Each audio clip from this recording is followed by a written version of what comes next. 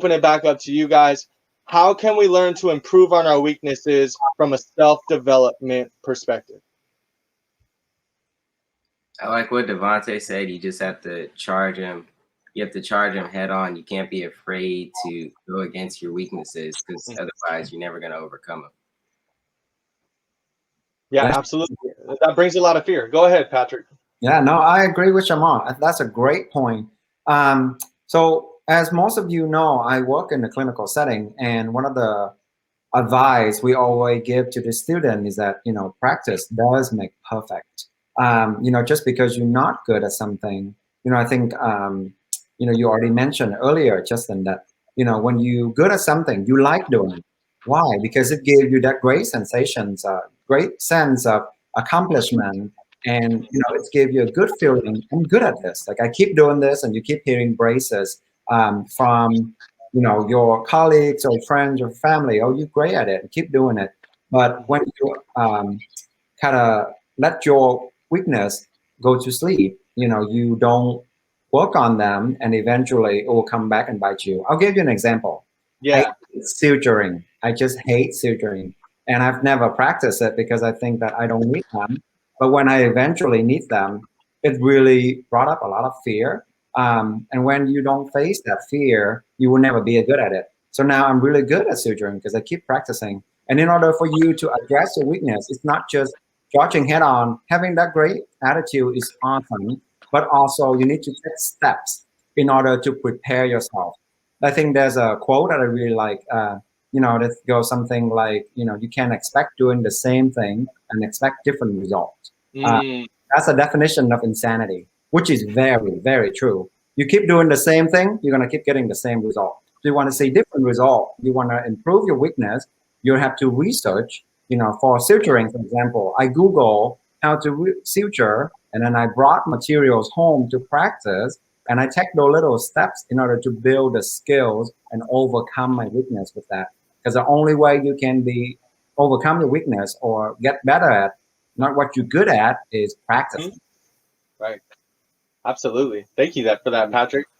Any other thoughts, insights? Yeah, I can kind of echo that. And I can say one point is kind of I feel like you're only going to be as strong as your weakness, right? So if I want to be CEO, have my own company, and I may be really good at interacting with people, but I can't be a perfect CEO if I'm not good at, let's say organizing or budget, or you can't.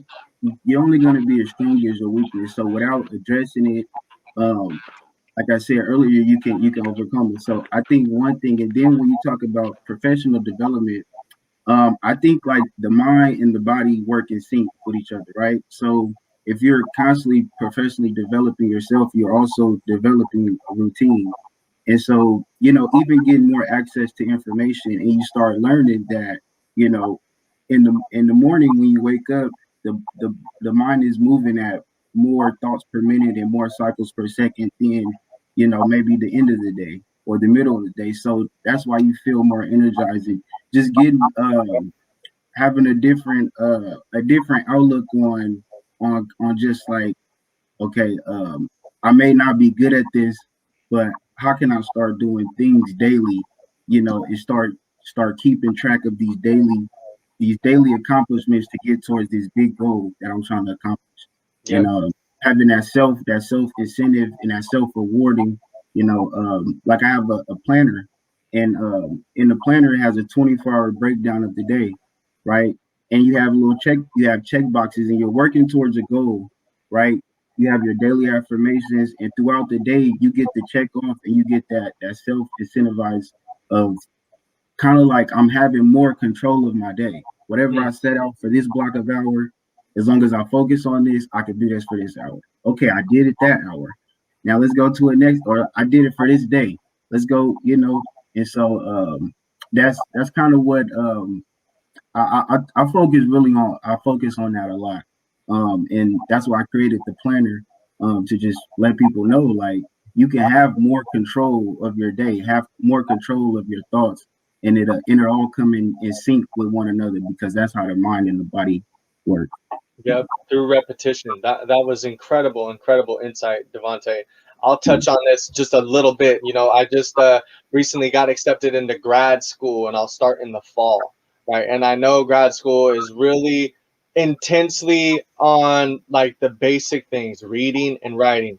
It's heavy reading, heavy writing, and they want to know what you're thinking, right? So for me, when I wake up in the morning early before the workout, I'll enjoy a cup of coffee and I'll read a book that I'm interested in. And I'll do that for, 15 to 20 minutes.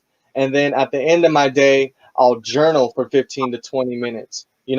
I'm definitely weak at staying consistent with doing that every day because things happen unexpectedly. And, sometimes I'm just too tired to sit there and write to myself.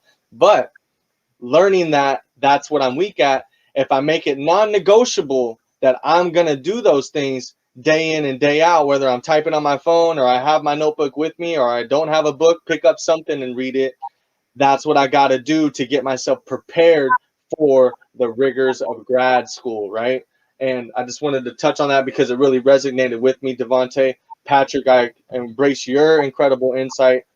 Obviously you're on the other end of the grad school spectrum, so I'm going to be calling on you for some tips and pointers. Shamar, before I move on, do you have anything to add, boss?